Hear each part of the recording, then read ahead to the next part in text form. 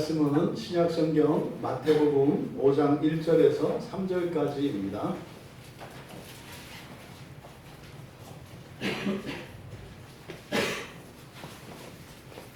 마태복음 5장 1절에서 3절까지 우리가 한 목소리로 함께 읽겠습니다. 예수께서 무리를 보시고 산에 올라가 앉으시니 제자들이 나온지라 입을 열어 가르쳐 이르시되 심령이 가난한 자는 복이 있나니 천국이 그들의 것이니요. 3절 계속 읽습니다. 심령이 가난한 자는 복이 있나니 천국이 그들의 것이니요. 아멘. 잠시 기도하겠습니다. 하나님 말씀으로 저희들을 먹여 주시옵소서. 저희들의 심령이 갈급하오니 저희들의 육신에 하나님의 신령한 힘이 필요하오니 이 시간 말씀을 열어 저희들에게 먹여 주시고 그 말씀이 저희들의 힘과 생명 되게 하여 주시옵소서. 감사하며 예수님의 이름으로 기도하옵나이다. 주일 예배 참석하신 여러분 모두를 주님의 이름으로 축복합니다. 또 오늘 이 예배를 통하여 우리를 새롭게 하시고 또 강건케 하시는 그 하나님의 은혜가 말씀을 통하여 또 오늘 예배를 통하여 우리 모두에게 그렇게 이루어지기를 진심으로 축복합니다. 마태복음 5장 이제 앞에 흔히 우리가 팔복이라 일컬어지는 산상수훈의 첫 번째 설교, 이 설교에 대해 예수님의 설교에 대해서 우리가 이제 살펴볼 것인데, 이 예수님의 산상수훈 중에 이 팔복 설교는 굉장히 중요한 내용이고, 이것은 단지 현실을 살아가는 우리들에게 필요한 삶의 지혜를 준다기보다는 종말론적인 본문입니다.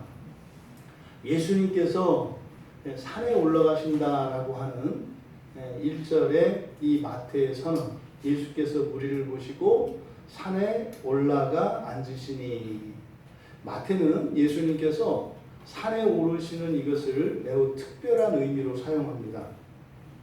마태가 이야기할 때, 마태가 이 산을 거론할 때는 이것은 특별한 의미가 있습니다. 첫 번째로는 그것이 종말론적인 계시입니다. 종말론적인 계시. 그러니까 예수님이 산에 올라가셔서 뭔가를 하실 때, 이것은 마치 이 세상을 떠나서 장차 이 세상 가운데 임할, 다시 말해 예수 그리스도께서 이제 죽으시고 부활하시고 승천하셔서 재림하시는 그 날에 새롭게 열릴 그 나라, 이것이 이제 하나님 나라입니다. 그 하나님 나라에 대한 메시지를 주실 때 마태는 산으로 올라가신다 이렇게 이야기를 합니다. 근데 지금 예수님께서 이 산상수훈을 설파하시기 전에 산에 올라가셨다라고 마태가 이야기한 것은 이제 예수님께서 하신 말씀들을 내가 기록할 것인데, 이것은 뭐에 관한 것이다? 종말에 관한 것이다. 종말에 관한 것이다. 그러니까 이것을 여러분들이 현재의 삶 속에서만 이것을 적용하려고 하면 지금 예수님의 이 팔복 설교에 대한 진정한 의미를 깨닫지 못하는 것이다. 그래서 먼저 이것을 종말론적인 의미라고 하는 것을 깨닫고 있어야 합니다. 뒤에 예수님께서 이제 마태복음에 이제 3번이 나와요. 산에 오르시는 것이. 그러니까 5장 여기에서 나오고, 그리고 14장에 나오고, 또 15장에 나옵니다. 14장 23절에 이때는 기도하기 위해서 올라가시고, 그리고 15장 29절에서는 이제 치료하시기 위해서 올라가시는데, 이것은 구약에서 예언되어진 주의 날에 일어날 종말론적인 그 치유, 하나님 나라가 임했을 때 일어날 것이라고 약속되었던 구약의 성취를 위해서 이제 산에 올라가신 것으로 마태가 기록을 합니다. 또 이 이 마태복음에 등장하는 산이 또 4장 8절에서도 이제 산이 있는데 4장 8절은 시험의 산이고 그리고 17장에서는 변화산입니다. 그러니까 변화산은 부활체로서 우리에게 그러니까 제자들에게 보여주신 유일한 사건입니다. 그래서 어렴풋하게 부활의 몸이라고 하는 것은 지금 우리들의 이 감각으로는 빛과 같은 것이구나 이렇게 알 수 있어요. 그러니까 지금 우리가 생각하는 몸과 많이 완전히 다릅니다. 부활의 몸이라고 하는 것은. 그리고 28장에 이제 대위임 명령과 관계되어 있습니다. 예수님의 부활 승천 그리고 제자들에게 주신 대위임 명령 이것과 관계되어 있습니다. 그래서 지금 마태가 산을 거론하는 이것은 바로 종말에 관한 것이다. 또 두 번째로는 이것이 신적 계시인 것을 가르쳐 줍니다. 마치 지금 예수님이 산에 올라가신다 그럴 때는 이 마태복음은 유대인들을 대상으로 하고 있기 때문에 유대인들이 가지고 있는 산이라고 하는 개념은 기본적으로 신의 산 그리고 헐몬산 이렇게 성산과 관계되어 있습니다. 그러니까 예수 그리스도이신 예수께서 산에 오른다 할 때 유대인들에게 딱 떠오르는 구약의 대표적인 이미지는 모세가 시내산에 오르는 장면이에요. 모세가. 그래서 예수님께서 이렇게 제자들과 함께 일상의 삶을 살아가시지만 이렇게 산에 오르실 때는 메시아로서 종말론적인 그 삶을 가르침을 의미하는 것이다. 지금 예수님께서 이 팔복 설교를 통해서 가르쳐 주시고자 하는 이 내용들 이것은 하나님 자녀들이 살아가야 할 구체적인 길을 제시하고 있는 놀라운 계시의 본문입니다.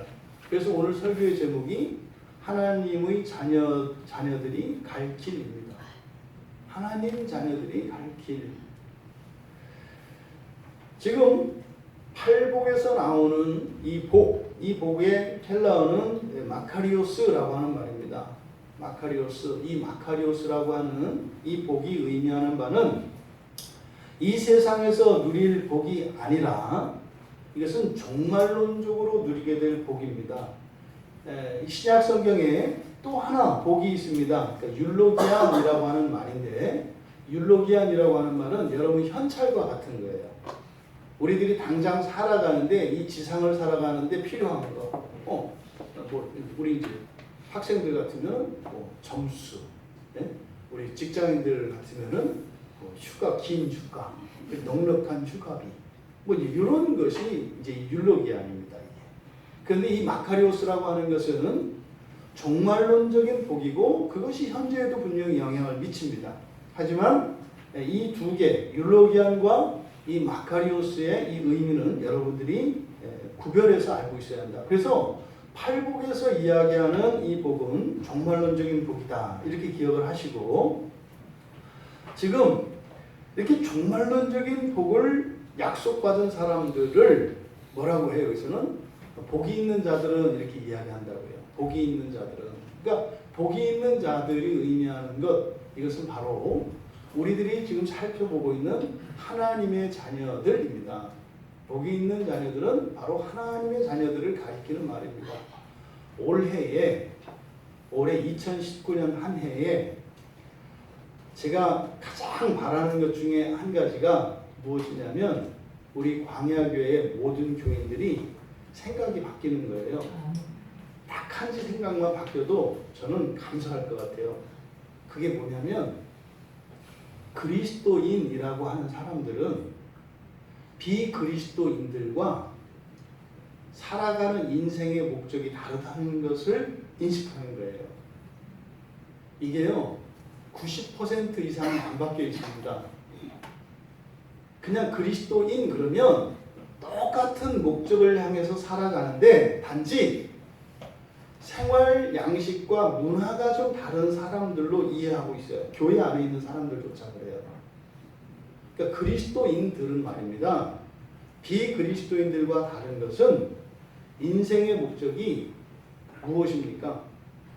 그냥 가장 간단하게 말해서 하나님 나라 가는 것이고요. 근데 하나님 나라 가는 것이 무슨 의미예요? 하나님 자녀가 되는 거죠. 이 두 가지가 어마어마한 얘기고요. 이 두 가지를 가지고 지금 우리나라에 있는 전국 교회에 가서 설교를 하면 아무도 안 듣습니다. 아무도 안 듣습니다. 여러분, 그리스도인은 말입니다. 저 천국을 위하여 살아가는 사람들입니다. 여러분, 그리스도인은 말입니다. 사람의 자녀로 태어났지만 하나님의 자녀가 되기 위하여 살아가는 것입니다. 이게 그리스도인입니다. 했을 때 다 나간다고요. 이게 무서운 얘기입니다. 그러니까 그리스도인이면서도 그리스도인이 무엇인지를 모르고 오해하고 있어요. 그러니까 신앙생활에 염증을 내고 신앙생활을 번거로워하고 짐수로 한다는 거예요. 아니, 우리나라 그 단군 신화에서도 웅녀 아시잖아요. 웅녀가 왜 그렇게 마늘 동물 속에 들어가가지고 왜 그 생마늘을 까먹었겠어요? 네? 그 깜깜한 빛도 없는 동물 속에 들어가서 그 웅녀, 그 곰이, 아직 웅녀도 아니지, 곰이 깜깜한 동물 속에 들어가서 그 마늘을 까먹을 때 무슨 생각이 있을 것 같아요, 여러분? 네? 집어치고, 그래서 호랑이 뛰쳐나갔잖아요. 근데 곰이 어떻게 했어요? 끝까지 참았죠. 그러니까 뭡니까? 그리스도인은 우리나라 단군 신화에서 나오는 그 웅녀와 같은 게 그리스도인. 그러니까 하나님이 얼마나 감사한지 몰라. 우리나라에는 그 신화도 그리스도인이 뭔지 알 수 있도록 미리 이렇게 일반은 청명에 관해서 여러분 생각해 보세요. 사람이 되기 위해서 동굴에 들어간 곰이 마늘을 까먹으면서 짜장면 생각하고 라면 생각하고 있으면 어떻게 되겠냐고요.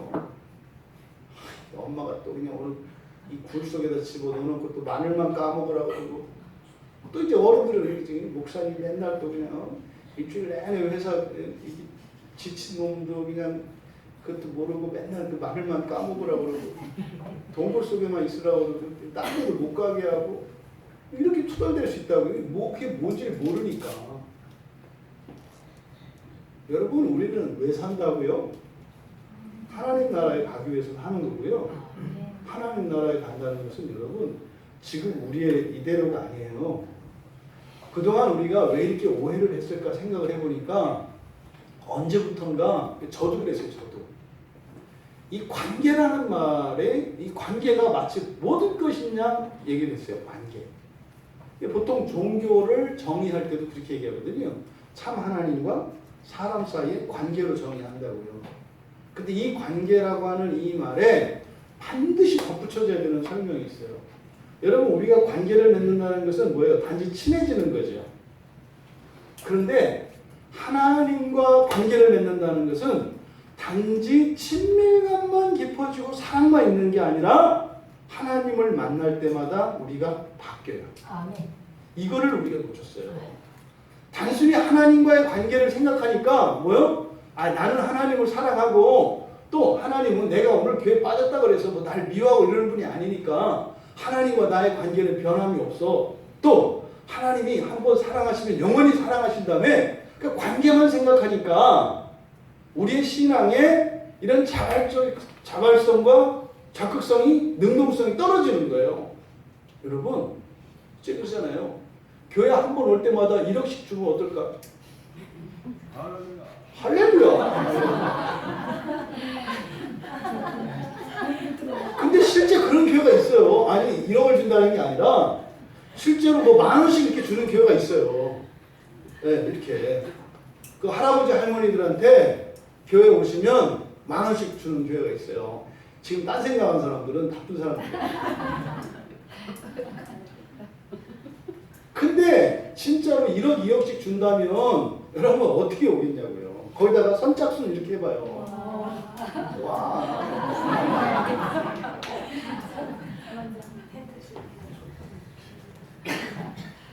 얼마나 우리가 말도 안 되는 생각을 갖고 있는지 여러분을 봅시다.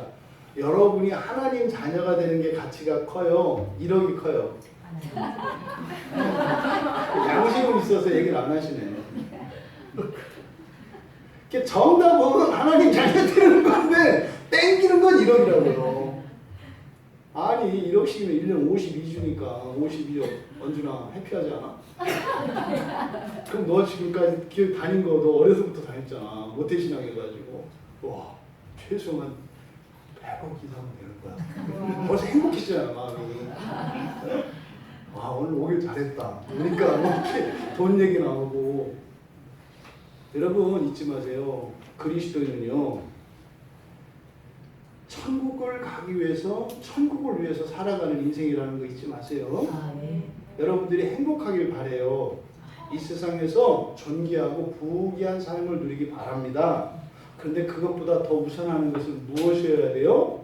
여러분들의 이 삶이 천국을 향하여 가기 위한 수단이라고 하는 것을 잊지 마셔라. 근데 단지 견디고 이러는 것이 아니라 이 과정 속에서 인생의 시간을 지내면서 우리가 존재론적으로 계속 변한다고 이렇게. 네? 여러분 학교에서 배운 화학 변화, 네? 이렇게 뭐 늙어지는 이런 물리적 변화 말고 질적으로 이렇게 하나님 자녀가 되는 화학 변화가 일어난다고요. 근데 이게 어디서 일어나나요? 하나님을 만날 때마다. 이럴 때, 그럼 성령님이 내 안에 계시다 이런 얘기하면 안 돼요. 그런 게 많아요. 여러분 몸이 하나님을 만날 때마다 여러분들 안에 변화가 일어나서 하나님 자녀로 신인으로 변화되는 거예요. 그러니까 교회를 열심히 자주 나와야 되겠어요? 말아야 되겠어요? 열심히 자주 나와야 되는 거예요. 그래서 모이기를 힘쓰라는 거예요. 모이지 않으면 구원 안 해줘. 이 얘기가 아니에요. 한 번 모일 때마다 1억 시키니까 애들아 자주 나와. 뭐 이런 거예요. 이런 거. 네? 우리한테 이게 명령으로 주시는 게 아니라고요. 관계와 존재의 변화, 이것이 여러분들의 올해 2019년을 기억할 때 이렇게 인생의 목적이 확 바뀌었다고 기억되는 한 해가 되기를 간절히 바랍니다. 그리스도인은 뭐 하는 사람이라고요? 첫째, 천국을 위해서 살아가는 사람. 두 번째, 하나님 자녀가 되기 위해서 살아가는 사람.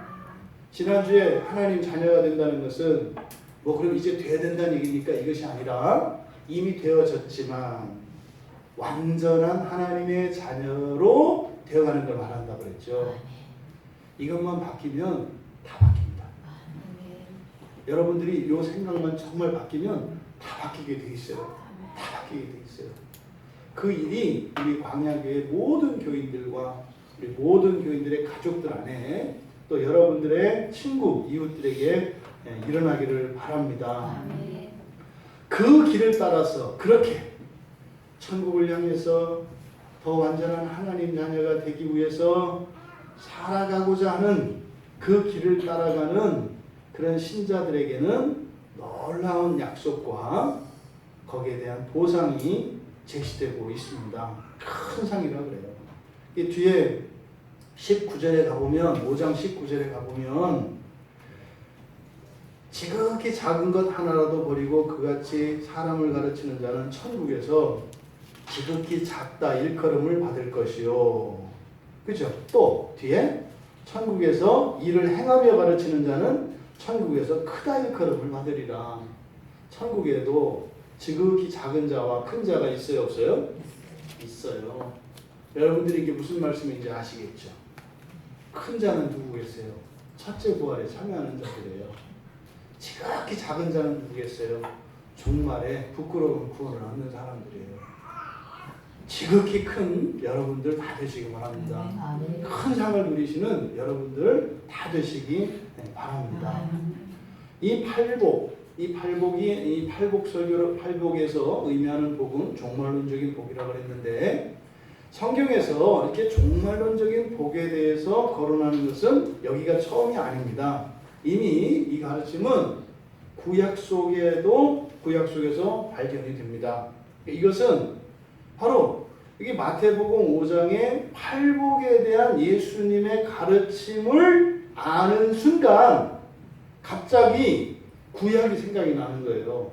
그 구약 성경에 이런 내용들이 이거였어? 이렇게 깨달아지는 거예요, 여러분.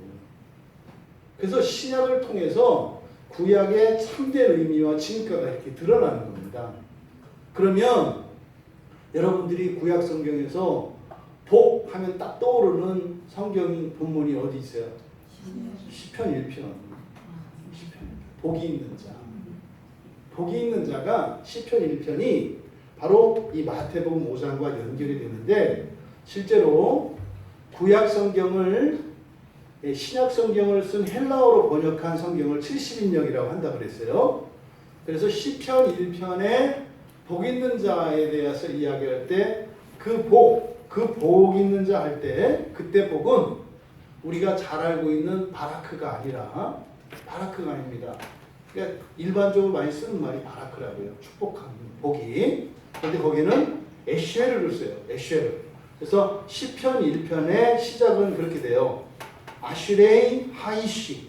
아슈레이 하이시. 이거를 그대로 직역하면 우리말 성경에는 복 있는 사람은 이렇게 되어 있지만 그걸 그대로 직역을 하면 그 사람의 복이여 이렇게 되는 거예요. 그 사람의 복이여. 이 복이 바로 뭐라고요? 지금 산상수훈에서 이야기하는 이 마카리오스라고 하는 이것과 일치하는 복이에요. 그러니까 산상수훈의 8복의 복과 시편 1편의 복이 같은 복이다. 근데 이 복은 종말론적인 복이다. 이렇게 기억하시면 돼요. 그러면 종말론적인 복과 현세의 복은 뭐가 다르냐? 근데 이 두 가지 이 복의 차이, 그러니까 바라크하고 이 에쉐르라고 하는 이 두 복의 차이. 바라크는 하나님의 주권에 의해서 은혜로 주어지는 복이에요. 대표적인 거, 지금 여러분들이 숨 쉬는 거. 여러분 지금 숨 쉬고 계시죠? 여러분 피가 돌고 심장이 뛰죠? 이것이 바라크예요. 그러니까 뭐예요? 이거는 우리가 이렇게 노력을 하고 우리가 뭘 한 거에 따라서 이렇게 달라지는 복이 아니라 그냥 하나님의 절대 주권에서 주어진 복이에요. 여러분들은 지난 일주일의 삶이 하나님의 바라크 안에 살았던 거예요. 그걸 우리는 당연히 여기죠. 왜? 내가 신경도 안 쓰고 그걸 위해서 애쓸 필요도 없으니까. 그냥 되니까. 그러니까 보통 우리가 이 바라크를 일상에서 경험하는 거는 뭐, 어떻게 경험합니까? 잃고 나서야 아는 거. 잃고 나서야 아는 거. 이게 바라크예요. 그러니까 대표적인 게 생명이죠. 죽고 나서야 살아있는 것이 하나님의 복이었다는 거. 지난주 말씀드렸잖아요. 어느 목사님의 사모님이 지금 30대인데 갑자기 병으로 돌아가셨다고요. 병 다 나았다고 했는데 갑자기 또 악화돼서 갑자기 돌아가셨어요. 여러분 40도 안 됐어요, 나이가. 근데 병으로 세상을 떠나요. 불쌍해할 뿐만 아니고 안타까워할 뿐만 아니라 여러분의 생명에 대해서 감사하셔야 되는 거예요. 이렇게 슬퍼하고 이럴 게 아니라 그것과 함께 여러분의 생명이 얼마나 소중한 것인지 아시고 그걸 감사하셔야 된다고. 이게 바라크예요. 건강도 마찬가지입니다. 건강도. 멀쩡한 것 같죠? 어디 하나 이 근육만 하나 당겨도 팔이 안 올라가요. 다리가 안 걸어지고요. 뭐 자리에서 일어날 수가 없다니까요. 이런 게 바라크예요. 그러니까 잃어버리고 나서야 알게 되는 그런 바라크. 잃어버리고 나서 그 복을 알게 되면요, 후회와 아쉬움이 남겠죠. 근데 잃어버리기 전에 알면 감사가 넘치겠죠. 그 바라크의 복으로 감사할 수 있는 여러분 되시기 바랍니다. 그런데 이 바라크와 다른 이 에쉐르라고 하는, 그러니까 지금 마태복음 5장의 이 마카리오스와 같은 에쉐르라고 하는 이 복은 하나님의 말씀에 순종한 자들에게 보상으로 내리는 복이에요. 그러니까 성경에서 헷갈리는 게 언제는 그냥 하나님의 은혜로 다 되는 것처럼 얘기하다가 언제는 또 뭔가를 해야 되는 것처럼 얘기하는 것 여러분 다 알고 계시죠? 언제는 그냥 예수만 믿으면 그냥 공짜로 막 대충 될 것 같은 이런 게 있잖아요. 근데 어디는 또 뭐라 꼭 안 하면 안 될 것 같은 이런 게 있잖아요. 그러니까 여러분 구원은 여러분 사람의 공로로 되는 것이 아니라 하나님의 은혜로 됩니다. 이랬다가 또 열심히 하라잖아요. 아까 안 나올 것 같으니까 뭐 한 번에 1억씩 준다고 그냥 말을 해가지고 이렇게 뭐 가긴 가야 되겠는데 안 주니까 안 가도 되겠다 뭐 이런 생각 하잖아요. 근데 이 에시르라고 하는 복은 뭐예요? 하나님 말씀에 순종하고 그 하나님의 말씀을 따라 살기 위해서 분투하는 이들에게 주는 분명한 복이 있어요. 이게 에시르예요. 그러니까 지금 마태복음 5장에서 선언하는 이 8복은 어떤 복이다? 하나님의 말씀을 순종하여 진리를 추구하며 진리를 사랑하고 살고자 하는 자들에게 주는 복이다 이 말이에요. 예수 믿는다고 다 주는 복이 아니에요. 그러면 이 8복은 예수 믿는 사람들이라고 해서 다 누리는 복이 아닌 거예요. 여러분들 가운데 단 한 사람도 이 8복을 못 누리는 사람이 없기를 바랍니다. 모두 다 8복을 누리는 참으로 복 있는 자들 다 되시기 바랍니다. 이 단어가 70인역에서 맨 처음 그 에쉐르, 그 시편 1편에 사용되는 그 에쉐르가 맨 처음 사용되는 본문이 신명기 33장이에요. 신명기 33장은 이제 모세가 죽기 전에 광야에서 태어난 그 광야 세대, 이 사람들은 홍해를 건너오지 않은 사람들이에요. 그 이후에 태어난 사람들이에요. 그래서 그 이전에 하나님의 그 구원의 역사에 대해서 설명을 하고 축복하는 장면입니다. 그래서 12지파에 대한 이런 축복을 하는데 끝에 33장 29절에 이스라엘 전체를 축복하는데 이렇게 얘기해요. 이스라엘이여 너는 행복한 사람이로다. 우리말 성경에 이렇게 돼 있어요. 이스라엘이여 너는 행복한 사람이로다. 그러니까 여기서 복이 있는 자가 누구라는 거예요? 이스라엘이라는 이스라엘. 복이 있는 자, 복이 있다를 행복으로 번역한 거예요. 그러니까 33장 29절에서는 바로 이스라엘은 복이 있는 사람이다. 복이 있는 사람이다. 그런데 그 복을 누리고 안 누리고는 너희들에게 달려있다. 그럼 이것을 오늘날 신약으로 적용하면 어떻게 되겠어요? 신약 시대에서 복 있는 사람들은 누구예요? 그리스도인들이에요. 그리스도인들 가운데에서 이 복을 누릴 수 있는 사람이 있고 누리지 못하는 사람이 있어요. 그거는 여러분이 선택합니다. 예수 믿었다고 여러분 끝난 게 아니라 선택이 있다고요. 더 나은, 더 큰 것, 더 좋은 것을 향하여 나갈 수 있는 분명한 길이 제시되어 있다고요. 이게 바로 여기서 말하는 복이다. 욥기 5장 17절에도 이 단어가 사용되는데 이 엘리바스라고 하는 친구가 욥에게 충고하는 그 대목입니다.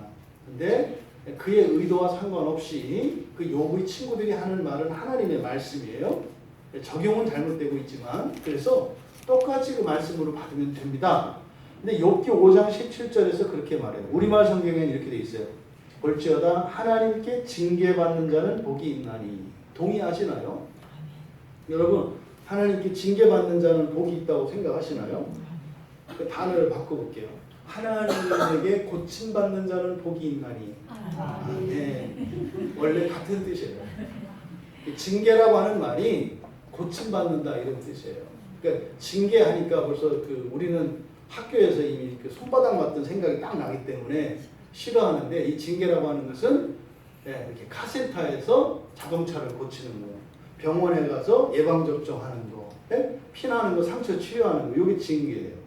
그러니까 하나님에게 고침을 받는 자는 복이 있나니 무슨 말입니까? 종말의 복은 어떤 사람들이 누린다? 계속 고쳐지는 사람들.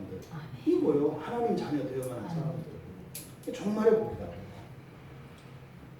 선지서 가운데 다니엘이라는 게 있어요. 다니엘서 12장 보면 이제 이게 종말에 대한 묵시예요. 이게 사실 구약 사람들도 잘 모르는 얘기고 굉장히 신비한 얘기고 아직도 이게 정확하게 해석되지 않는 본문이에요. 다니엘서 12장 12절에 보면 이렇게 돼 있어요. 기다려서 1335일까지 이르는 그 사람은 복이 있으리라. 이때 복이 종말의 복이에요. 그러니까 이 복을 얘기할 때 어떤 사람에게 복이 있다고요? 기다리는 사람. 언제까지? 1335일까지. 근데 그 바로 앞에 1290일에 대한 거론이 나오거든요. 그러면은 이 45일이 뭘까? 이제 여거에 대해서 여러 가지 해석이 많아요. 그런데 다니엘서 12장 이 12절에서 이야기하는 그 복이 있는 사람, 이 사람은 누구겠어요? 예수 그리스도께서 재림하시고 천년왕국을 누리는 사람들을 말하는 거예요. 그러니까 이 종말의 복이라고 하는 것은 바로 무엇을 의미해요? 예수 그리스도께서 재림하시고 종말이 임하기 전에 이 천년왕국기에 일어나는 이 하나님 나라, 바로 예수 그리스도께서 재림하셔서 이 세상을 왕으로 다스리시는 그 천년왕국을 하나님 나라라고 한다. 그러니까 이 마태복음 5장에서 하나님 나라라고 하는 것은 종말 이후에 성취되어지는 그 하나님 나라가 포함이 되는데 언제부터? 예수 그리스도께서 재림하실 때부터. 그러니까 큰 자들은 바로 예수 그리스도가 재림하시는 그때 첫째 부활에 참여하는 사람들을 큰 상을 받는 자. 다니엘서에서는 바로 1335일까지 기다리는 사람이라고 이야기한다고요. 그 복을 다 누리시는 여러분 되시기 바랍니다. 이사야 선지자도 이사야서 30장 18절에서 그렇게 이야기를 해요. 그러나 여호와께서 기다리시나니 이는 너희에게 은혜를 베풀려 하심이요. 은혜를 베풀려 기다리신대요. 그러니까 이 은혜는 그냥 은혜가 아니겠죠. 왜? 여호와께서 항상 은혜를 주시거든요. 그러니까 지금 기다려서 주시려고 하는 어떤 은혜가 있는 거죠. 일어나시리니 이는 너희를 긍휼히 여기려 하심이라. 대저 여호와는 정의의 하나님이시라. 그래서 그를 기다리는 자마다 복이 있도다. 여러분, 하나님이 복을 주시는데 한꺼번에 확 쏟아주는 게 아니에요. 차곡차곡 주신다고 이렇게 차곡차곡. 하나님은 다 주고 싶으시죠. 감당을 못해요. 우리가 예수를 믿고 살아갈 때도 마찬가지입니다. 때에 맞는 은혜를 주시고 때에 맞는 복을 주셔야 돼요. 감당할 수 없는 은혜, 감당할 수 없는 복을 주면 그게 우리에게 화가 됩니다. 대부분. 그럴 때 늦추시는 거죠. 늦추시는 거예요. 그런 것처럼 하나님이 그 은혜도 그냥 한 번에 모든 사람들에게 동일하게 주는 것이 아니라 때를 따라 기다려서 주셔요. 그런데 그 마지막에 기다려 주시는 그 종말의 복이 있다. 그 복을 기다리는 자, 그들에게 이 복을 주신다. 여러분, 이 시편 1편은 그래서 이 종말론적인 그 복을 누릴 사람, 그러니까 종말론적인 복을 누릴 사람이 누구예요? 하나님 자녀라는 것을 우리는 알아요. 그때까지는 몰라요. 무슨 말인지. 그냥 뭐 이스라엘 백성 가운데 누구 이렇게 생각한다고. 그러니까 지금은 이게 뭐예요? 하나님 자녀, 신인이라고 했어요. 그죠? 신인류, 예수류, 이 사람을 제가 이 얘기할 때마다 막 가슴이 불이 타요. 왜냐면 전달이 안 돼서. 성경에서 분명히 이 예정에 대한 교리를 다 알거든요. 이렇게 개신교 안에 있는 사람들은 특히 이제 장로교나 이런 개혁신앙을 가지고 있는 사람들은 다 알아요. 하나님이 이미 창세전에 예정하셨다는 걸. 근데 이 예정이라는 게 이 창조에 대한 모든 계획 가운데 사람에 대한 계획이라는 걸 다 알아요. 그러면 성경을 보면 그 사람에 대한 계획이 뭐냐? 사람으로 만드셔서 하나님 자녀, 신인으로 되는 게 사람에 대한 계획이다. 이게 예정의 핵심이거든요. 다 아는데 이 얘기를 안 해요. 그리고 못 알아들어요. 구약 사람들은 접근할 수 없었던 계시예요. 여러분은 지금 사람이세요. 그냥 사람이 아니라 어떤 사람? 신인이 되어가는 사람들이세요. 여러분 아직 완성태 아니에요. 여러분들 마치 어머니 뱃속에 있는 태아와 같다고요. 여러분 인생과 이 창조 세계가 마치 어머니 자궁과 같아요. 우리의 인생은 그 임신 기간, 어머니 뱃속에 있는 아이와 같아요. 여러분들이 응애하고 세상에 태어나던 그날에 비로소 사람으로 되었던 것처럼 예수 그리스도께서 오시는 그날에 여러분들이 부활의 몸을 입을 때 진짜 여러분이 된다고요. 그것을 기다리기 위해서 살아가는 거라니까요. 폐 속에 있는 아기가 답답하다고 엄마 발을 막 착 이렇게 뭐 긁고 그러면 어떻게 해? 볼록볼록 튀어나오고 엄마 아프잖아. 하나님 아프게 자꾸 발길질하고 그러지 말고 얌전히 뱃속에서 놀아. 예쁘게. 때 되면 하나님이 나셔. 그때를 따라 살아가시는 여러분들 다 되시기 바랍니다. 근데 여러분 있잖아요. 이거 엄청난 거예요. 시편 1편에서 이야기하는 그 복을 누릴 사람에 대해서 이렇게 얘기를 하거든요. 그러니까 천상의 복을 누릴 사람들, 복 있는 자들, 악인들, 죄인들, 그리고 교만한 자에서 벗어난 사람들이에요. 그런데 말입니다. 이 시편 1편에 이 복 있는 자에 대해서 이야기한 이게요. 시편 150편 전체에 골고루 퍼져 있어요. 깜짝 놀랐다니까요. 깜짝 놀랐어요. 시편 전체가 그러니까 뭐에 대해서 얘기하는 거다? 종말의 복에 대해서 얘기하는 거다. 시편이 그렇더라고요. 그러니까 종말의 복이 뭐라 그랬어요? 하나님 자녀 되는 거, 하나님 나라에 들어가는 거. 이것이 시편의 중심 주제였더라고요. 어떻게 알았다고요?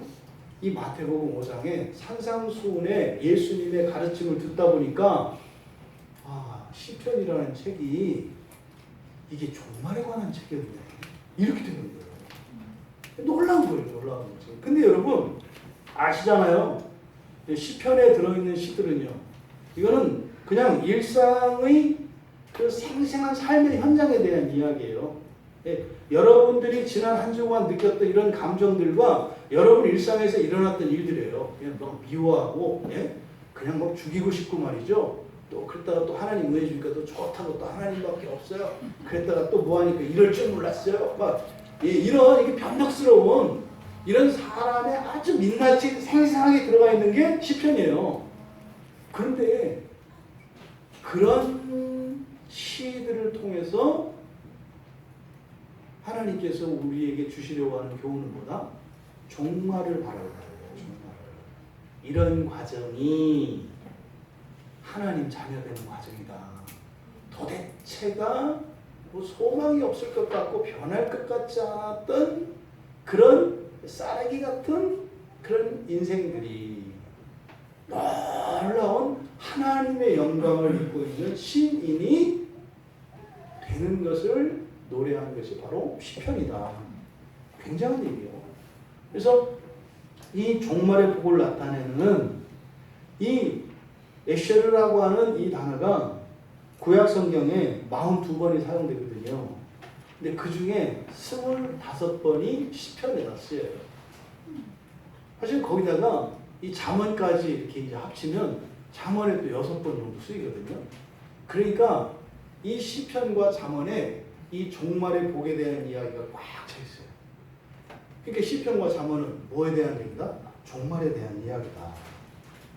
여러분, 바로 이 시편에서 이야기하는 그 시편에서 가르쳐주고자 하는 중심 주제, 그게 바로 하나님 자녀되는 이야기였다. 놀라운 거예요. 그러니까 아담의 후손이 아닌 아담의 후손들의 노래죠. 그 노래는. 근데 그들은 하나님의 선택을 받은 이스라엘이죠. 근데 그들은 누구라고요? 예수류의 신인이에요. 근데 그들이 어떻게 살아요? 여전히 아담의 후예로 살아요. 그랬을 때 겪는 일들이 시편의 일들이에요. 이해되세요? 여러분들 그리스도인인데 그리스도인과 상관이 없는 비그리스도인의 삶을 살아갈 때 겪는 애환이 뭐였다는 거예요? 지난 일주일이었다고 말씀을 드린 거예요. 여러분들이 왜 괴로웠다고요? 신앙을 떼놓고 살았기 때문에 괴로웠다고 얘기한 거예요. 여러분들의 진짜 고민과 여러분들의 진짜 문제는 자꾸 신앙을 빼놓고 살아가는 거라니까요. 이건 제 얘기가 아니라 시편이 그렇다. 이렇게 말씀을 드리는 거예요. 여러분, 시편의 삶을 살 것이 아니라 시편의 가르침을 따라 살아가는 여러분들 다 되시기 바랍니다. 그래서 시편에서 이야기하는 복이 있는 사람은 누굽니까? 여호와의 율법을 즐거워하고 주야로 묵상하는 사람이다. 이렇게 얘기를 해요. 근데 사실은 우리말 성경에 그렇게 되어 있지만 바로 악인들의 꾀, 죄인들의 길, 그리고 오만한 자리를 떠날 수 있는 그 이유가 바로 여호와의 율법을 주야로 묵상할 때 그렇게 되는 거예요. 여러분들이 신앙을 붙들고 신앙을 따라 살아갈 때 여러분이 인생의 모든 걱정과 근심과 어려움이 사라져요. 진리입니다. 돈이 없어서 문제가 아니고 여러분의 지금 현실의 이런저런 어려움이 여러분의 능력으로 해결할 수 없는 것이어도 문제가 아니고 여러분들이 신앙과 상관없이 살고자 하는 것이 문제다 라고 하는 것을 가르쳐 준다. 그러니까 이 시편에 대한 시편 전체에 대한 이런 통찰력을 얻을 수 있게 했던 것이 바로 예수님의 팔복 설교였다는 거예요. 야, 이게 놀라운 거예요. 놀라운. 이럴 때 이제 살만 나는 거예요. 네? 이럴 때 성경을 우리가 볼만. 이럴 때 이제 설교자로서 이게 살만 나는 거예요. 야, 이제 보세요, 여러분들이 시편을 읽을 때는 어떤 생각을 갖고 읽으라고요? 종말에 대해서 종말론적인 입장에서 시편을 읽어보시라고. 달라져요, 이제. 성격이 달라져요. 한 껍질이 확 벗겨진다고. 이 밝기가 확 밝아져요. 이런 거죠. 그럼 이 산상수훈에 이 나타나 있는 바로 예수님께서 이야기하신 복이 있는 자들, 심령이 가난한 자는 복이 있나니, 그래서 복이 있나니라고 선언이 되어 있는 이 팔복의 이 복 있는 자들 8가지로 쭉 제시되고 있다고요. 그리고 이제 뒤에 가면 너희들로 이야기하는데 너희들이 또 3가지입니다. 그래서 8+3의 구조로 되어 있어요. 8+3의 구조. 그럼 여기 팔복에서 이야기하는 이 하나님 자녀들에 대한 계시, 그러니까 복 있는 사람은 하나님 자녀라고 그랬어요. 그러니까 하나님 자녀들에 대한 계시. 3절을 봐보세요. 우리가 이제 3절만 읽었는데 첫 번째 어떤 사람이에요? 네, 심령이 가난한 자들. 그 다음에 두 번째 4절에 애통하는 자들. 세 번째 온유한 자들. 네 번째 의에 줄이고 목마른 자들. 5번째 6번째 7번째 그리고 8번째 네, 이렇게 8번의 복이 선언이 돼요. 그래서 이걸 팔복이라고 하거든요. 그래서 우리가 이걸 팔복이라고 이야기하기 때문에 본문의 원래적인 의미를 우리가 알아챌 수 없었어요. 팔복 그러니까 어떻게 돼요? 전체가 따로따로 8가지의 복처럼 이렇게 생각을 했잖아요. 근데 그걸 우리가 잘못 읽어낸 거예요. 3절과 10절 맨 처음과 끝이지 않습니까? 첫 번째 복 있는 자와 맨 끝에 8번째 복이 있는 자. 이 처음과 끝이 심령이 가난한 자들과 의로워지기 위해서 박해받은 자들인데 이들이 왜 복이 있다고 그랬어요? 똑같아요. 천국이 그들의 것이기 때문이라고 그래요. 천국이 그들의 것이다. 그런데 바로 이것만 현재형으로 되어 있어요. 맨 시작과 맨 끝에만 현재형으로 되어 있어요. 현재형은요, 과거나 현재나 미래나 이미 영원한 거고 이건 확정된 거예요. 그러니까 이스라엘이나 그리스도인들은요, 이미 천국을 소유하고 있어요, 없어요? 있다는 거예요. 천국을 소유하고 있다. 이게 현재형이 나타내는 의미예요. 그러니까 이 문장 전체 문장 구조에서 바로 3절과 10절 이렇게 이걸 뭐 양괄식이라고 하고 또 성경에서는 이것을 인클루지어라고 해요. 이렇게 봉투기법이라고 합니다. 그래서 전체 시작과 끝을 같은 것으로 묶어요. 그러니까 이것이 무엇인지를 이 통일성 안에서 그 안에 다형성들의 의미를 갖는 거예요. 그러니까 여러분 복에 대한 이 팔복에 대한 예수님의 가르침에서 첫 번째로 여러분들이 기억하셔야 되는 게 뭐예요? 이미 우리들은 천국을 소유하고 있어요. 이거는 불변해요. 이건 안 바뀌는 거예요. 이게 뭐라고 했습니까? 종말의 하나님 나라라고 했죠. 그리고요, 예정된 하나님 나라라고 했죠. 시작과 끝이 하나님께 있다고요. 그러니까 이 과정은 아직 진행 중에 있지만 시작과 끝은 하나님께 있다고요. 그래서 여러분들은 이미 천국을 소유하고 있습니다.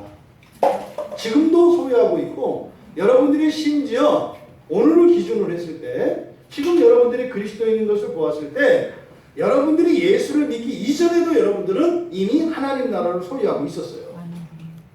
저는 이제 고2 때 예수를 믿었거든요. 그러면 그 이전에도 저는 이미 하나님 나라를 소유하고 있었어요. 저는 몰랐을 뿐이에요.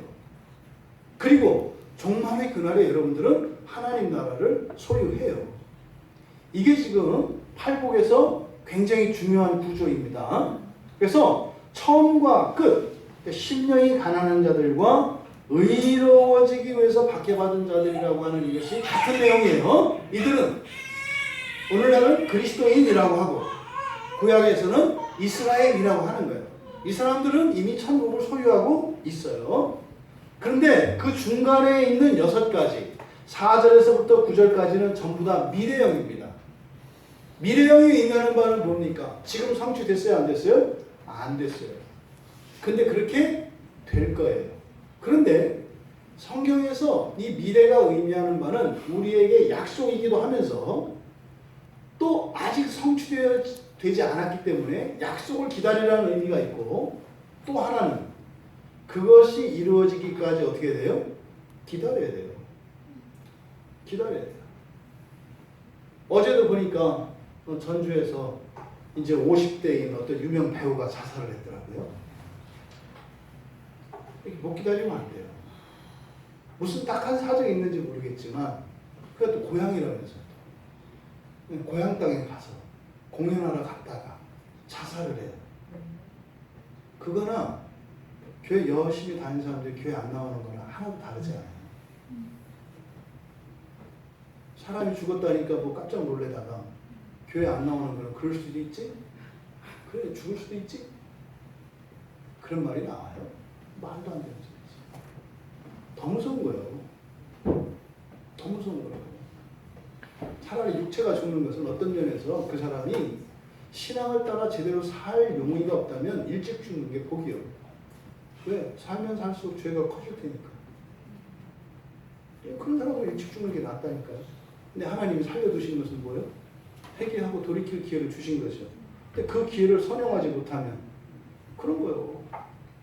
부모가 이렇게 힘들게 나눴더니 왜 나를 나눴냐고 막 저주하는 이 못돼 먹은 자식들 있잖아요. 왜 나를 놔가지고 이렇게 뭐 힘들게 만들고 학교도 다녀야 되고 공부도 해야 되고 또 출세도 해야 되고 막 이렇게 해야지. 왜 사람들한테 인기가 있게 만들어가지고 힘들고 막 말도 안 되는.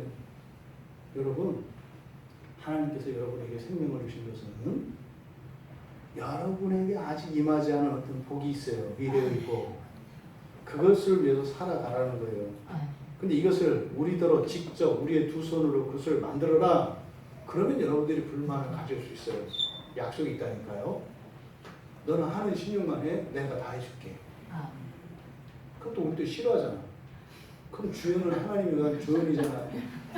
네가 해. 너 못해. 아니 너 주연이 싫다며. 네. 그럼 네가 주연해. 너 싫어. 아니 내가 하고 너는 신용만 했더니 아니 신용할 바에는 안 한다니까요. 그럼 또 하지 마. 왜 또 그걸 안 주냐고요? 이런 생각, 말도 안 되는 생각을 하고 우리가 살아가요. 그럼 여기 지금 6가지의 미래형으로 제시되어진 복이라고 하는 것은 그것은 뭐예요? 성경은 이렇게 얘기한다고요. 어떤 사람은 누릴 수 있고 어떤 사람은 누릴 수 없다. 왜요? 이게 뒤에 본문에 가면 나와요. 모두가 아니에요. 안에 있는 6가지 복은 모두가 아니에요. 어떤 사람들에게만 이것을 누릴 수 있게 된다고 성경은 이야기한다고요. 여러분, 이 6가지의 복, 중간에 4절부터 9절까지 있는 내용들, 그거죠. 위로, 그리고 땅의 기업, 그리고 만족, 그리고 긍휼히 여김받음, 하나님을 보는 것, 그리고 하나님의 아들들로 불리는 것. 이거 하나님 아들들로 불린다는 건 누가 봐도 하나님 자녀다 이 말이에요. 완전한 하나님 자녀가 되는 것. 근데 어떻게 해요? 이 땅에서 그렇게 불려. 이 6가지의 복음은 여러분들이 선택할 수 있는 복이에요. 근데 우리 광야교회 모든 교인들은 이 복을 선택하시기를 바라요. 이게 이 복을 선택하면 이 복을 누리고, 이걸 선택하지 않으면 이 복을 누리지 않는 게 아니라 이 복을 누리지 못하면 반대급부가 있어요. 지옥과 같은 연단의 과정을 거쳐야 한다고요. 양자택이래요. 양자택이. 그래서 여러분들은 이 6가지 복을 추구하며 그것을 위해서 살아가시는 우리 모두가 되기를 바랍니다. 아멘. 그럼 여기서 지금 팔복에서 이야기하는 하늘과 땅이 나와요. 천국이죠. 여기서는 천국으로, 우리말에서는 천국이라고 번역되어 있는데 그대로 직역을 해야 본문의 뜻을 정확하게 알 수 있습니다. 그래서 천국 할 때 천, 하늘은 복수형으로 되어 있어요. 그러니까 하늘들의 나라, 왕국 이렇게 있어요. 천국은 하늘들의 나라예요. 중요해요. 왜 이게 중요한지는 이제 설명을 지금 하려고 하는 거예요. 하늘들의 나라예요. 그러면 여기서 5절에 온유한 자들에게 약속된 것이 무엇입니까? 땅이죠. 이 땅이 뭘까요? 종말 이후의 땅일까요? 아니면 종말 이전의 땅일까요?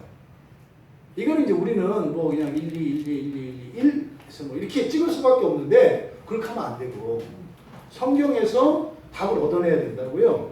그러면 이 땅이라고 하는 말은 종말 이전에, 다시 말해서 첫 창조 세계에서의 땅과 하늘인지 그리고 새 창조되어진 이 재창조 세계에서 의 하늘과 땅인지 이것을 정확히 해야 이 복이 첫 창조 세계에 속한 것인지 재창조 세계에 속한 것인지가 결정이 돼요. 재창조 세계에 결정이 된 것은 모두에게 허락된 복이라고 그랬죠.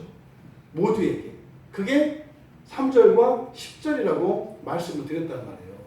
네? 하나님 나라라고 하는 것은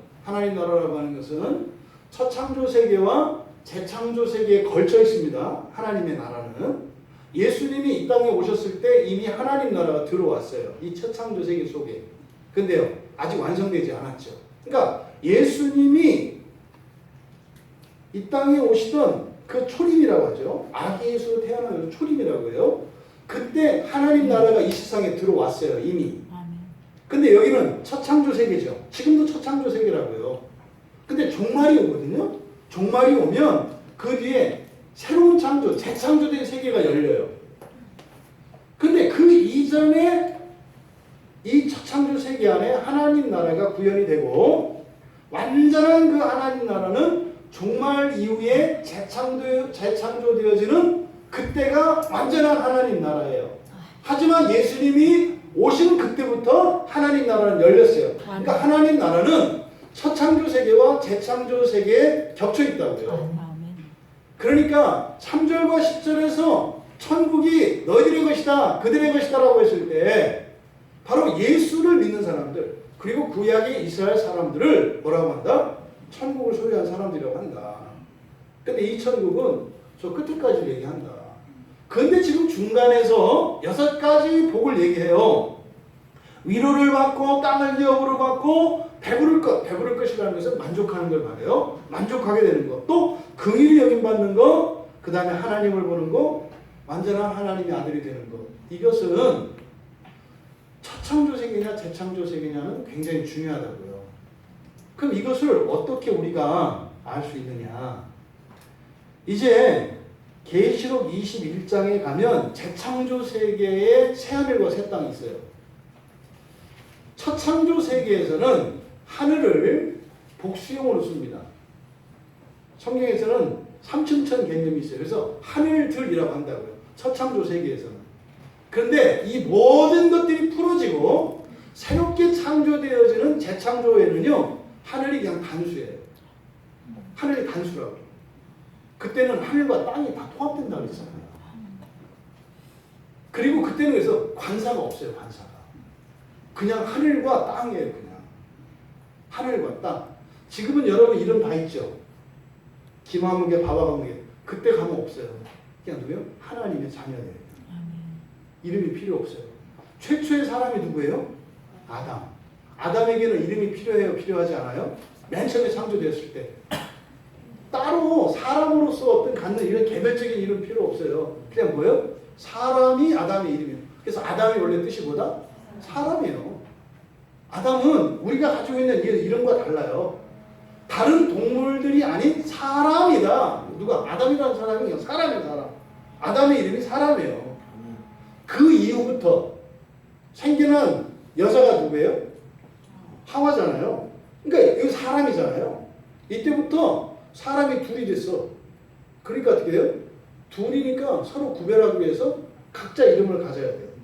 그래서 뭐 사람 이 할까? 이렇게 하다가 그럼 나중에 숫자가 커지면 골치 아프니까 그래서 이름을 정해준 거예요. 이렇게 하와. 또 그 다음에 자식을 낳아서 가인, 아벨. 그래서 그때부터 이름이 붙어진 거죠. 그러니까 아담은 이름이 필요 없어요. 사람이면 된다고요. 그러니까 새 창조 세계에서는 그냥 하늘은 하늘이고 땅은 땅이고 사람은 사람이고. 그러니까 여러분들이 그때 가면 지금 이름 안 쓴다고요. 누구예요? 그냥 하나님 자녀예요. 완전히 일체감을 가진다고. 근데 거기에 다양성이 있어. 근데 하나야. 이게 삼위일체 하나님의 존재 양식이 사람에게도 동일하게 일어납니다. 그때 됩니다. 그래서 그때 가면 하늘들이라고 하지 않고 하늘이라고 해요. 근데 지금 팔복에서 이야기하는 하늘은 하늘들이라고 해요. 그럼 이 하늘, 이 천국의 이 천국은 첫 창조 세계에 속한 천국이에요? 아니면 재창조 세계에 속한 천국이에요? 첫 창조 세계에 속한 천국이다. 그러니까 이걸 뭐라고 한다? 계시록에서 천년왕국이라고 한다. 물론 천년왕국이라고는 안 해요. 천년 기간 예수님이 다스리시는 때를 말하는 거죠. 그러니까 여기서 지금 종말의 복이라고 할 때 이 종말이라고 하는 것은 바로 뭘 말한다? 예수님이 재림하셔서 이 창조 세계에서 왕으로 다스리는 그 나라에 참여하는 것을 말한다. 이 얘기는 유대인들한테 얘기하면 잘 알아들어요. 왜냐하면 유대인들은 재창조된 세계가 없어. 그냥 그 첫 창조 세계에서 그냥 메시아가 와서 왕 되는 이 생각을 가지고 있기 때문에, 그러니까 구약의 백성들이 받아줄 수 있는 하나님의 경계가 종말 이전까지예요. 그냥 지금 이 하늘과 이 땅에 어떤 변화가 일어나서 좋은 세상이 될 것이다, 이런 생각을 가지고 있어요. 근데 지금 여기서 이야기하는 이런 복들, 이런 보상들 있잖아요. 이러한 보상들. 그러니까 지금 여기에 제시되고 있는 6가지의 이 보상들은 바로 누구에게 주어지는 거예요? 계시록에서 얘기하면 첫째 부활에 참여한 사람들에게 주어지는 복이에요. 첫째 부활에 참여하는 사람들에게만 주어지는 게 팔복이에요. 이걸 갖다가 예수 믿는 사람들이 현재의 뭘 갖다 이렇게 이걸 끌어붙이려고 하니까 말장난하는 거예요. 여러분, 이 의미가 여러분들에게 확 믿어지고 받아들여지기를 바랍니다. 그래서 팔복을 8가지의 복으로 이해하시면 안 돼요. 성격이 달라요. 그래서 이것을 하나님의 자녀들, 하나님 자녀들, 이게 신인이라고 했어요. 우리 교회에서는 최소한 제가 설명 안 해도 다 알아요. 그죠? 신인이라고 하는 이 하나님 자녀라고 하는 이 개념을 다 아셔요. 이 하나님 자녀의 2가지 특성을 지금 얘기하고 있는 거예요. 팔복. 첫 번째, 일반적인 특성 2가지. 이게 뭐겠어요? 3절과 10절에 현재형으로 되어 있는. 그러니까 일반적인 하나님의 백성이라면, 하나님의 자녀라면, 다시 말해서 그리스도인이라면 모두 가지고 있는 특성, 이 일반적인 특성이에요. 그 다음에 안에 있는 6가지, 이 6가지는 개별적인 특성이죠. 이거는 어떤 사람은 그렇고 어떤 사람은 그렇지 않아. 그러니까 여러분들이 앞으로는 자꾸 교인들이 어떤 문제점이나 허점을 봤다고 그래서 교인이 왜 이래? 원래 그런 거예요. 원래 다 틀린 거예요. 이렇게. 어떤 사람은 그걸 가지고 있고 어떤 사람은 못 가지고 있고 원래 그런 거예요. 왜 저 그리스도인 이렇게 냉랭하대? 원래 어떤 사람은 가지고 있고 어떤 사람은 못 가지고 있는 거야. 당신은 게으르잖아. 다 조금씩 다른 거예요. 그러니까 그걸 가지고 자꾸 그리스도인 이러지. 누가 교회에서 뭐 어떤 교회에서 무슨 일이 있다, 교회가 왜 그래? 원래 그런 거예요. 이 성경을 자꾸 모르니까 사람들이 원래 그런 거라고. 근데 그건 뭐예요? 선택할 수 있다고요. 여러분들이 첫째 부활에 참여하든 안 참여하든 여러분 몫이요. 다만 성경은 가르쳐줘요. 무엇을 선택하는 것이 나에게 유익이 되는 것인지를 가르쳐줘요. 그리고 철저히 손대요. 여러분한테 맡긴다고요. 왜? 여러분들이 이 다음에 왕 될 사람들이니까. 아멘. 여러분의 자유의지가 너무 중요해요. 그래서 틀리는 걸 뻔히 보면서도 그냥 두고 봐야 돼요.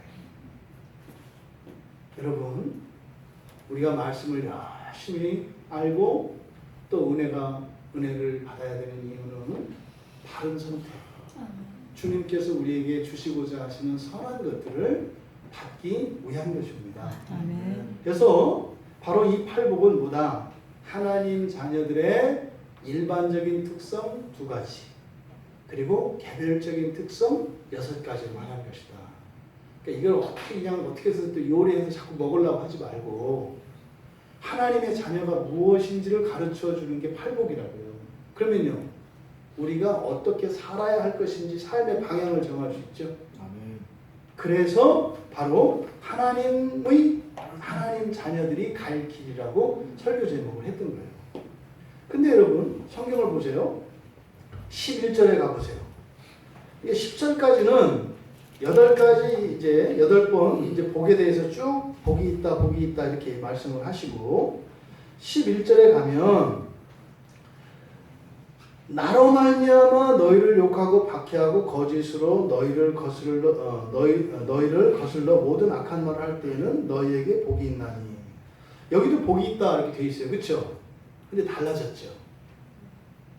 앞에 8번은 3인칭이죠. 3인칭. 이러이러한 자가 복이 있다. 근데 11절은 2인칭이죠. 너희가 복이 있다.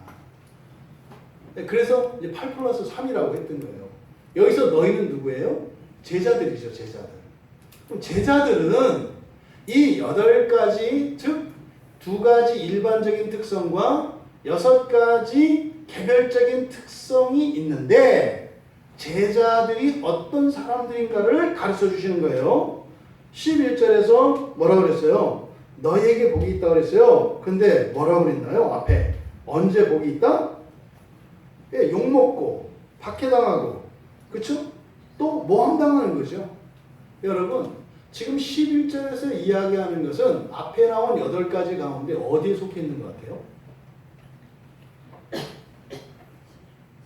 예, 10절에, 그렇죠? 10절에 박해받는 자잖아요. 박해받는 것을 좀 자세히 풀어놨잖아요. 그러니까 지금 예수님이 뭐라고 하시는 거예요? 제자들한테. 야, 너희들도 바로 일반적인 하나님 자녀들의 일반적인 특성을 너희도 가지고 있는 사람들이야. 사도라고 해서 다 가지고 있다고 생각하지 마. 무슨 말이에요? 이 앞에 속에 들어가 있는 이 6가지 미래형으로 되어 있는 이것은 너희들 각자가 그것을 추구하면서 살아가야 되는 거지. 된 거 아니야. 사도라고 해서 너희들에게 병을 고치는 권능, 귀신을 쫓아내는 이런 권세가 있다고 해서 절대로 그것이 너희들이 하나님의 완전한 하나님의 자녀가 됐다는 증거는 아니라는 것을 못 받고 있는 거예요. 그러니까 어떻게 해요? 똑바로 살아야 돼요. 똑바로. 그것을 제자들이 입증하죠. 예수님이 이제 십자가에 못 박히시기 위해 끌려갈 때 입증하잖아요.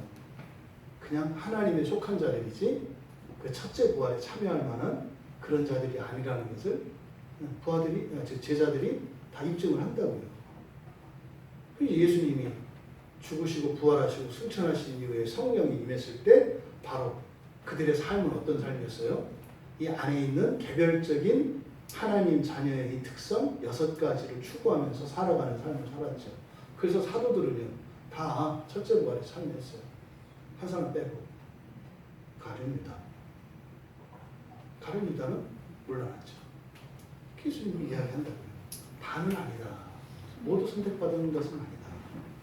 모든 그리스도인이 이 8가지 여기에 제시되어 있는 이 복을 다 누리는 것은 아니에요. 여러분, 이것은 복을 누리지 않는 정도가 아니라고 했어요. 예수님께서 산으로 올라가셨잖아요. 공간을 구별하시는 거거든요. 이 5절에 보시면 처음에 무리를 보시고 그랬어요. 무리를 보시고 산으로 올라갔대요. 그러니까 산으로 올라가신 이유가 뭐예요? 무리 때문이에요. 그러니까 무리에게 이야기하려고 하신 거예요? 아니면 무리를 피하신 거예요? 피하신 거예요. 이렇게 연설하게 이렇게 올라간 이런 의미가 아니에요. 구별하시는 거라고요. 그러니까 지금 예수님이 말씀하시는 의도를 아시겠죠? 많은 이 무리는 예수님을 따르는 무리예요. 그 가운데에서 사람들을 구별해요. 사도들만 데리고 가서 사도들에게 주시는 말씀이에요, 이게. 근데 이제 뒤에 가면 어떻게 해요?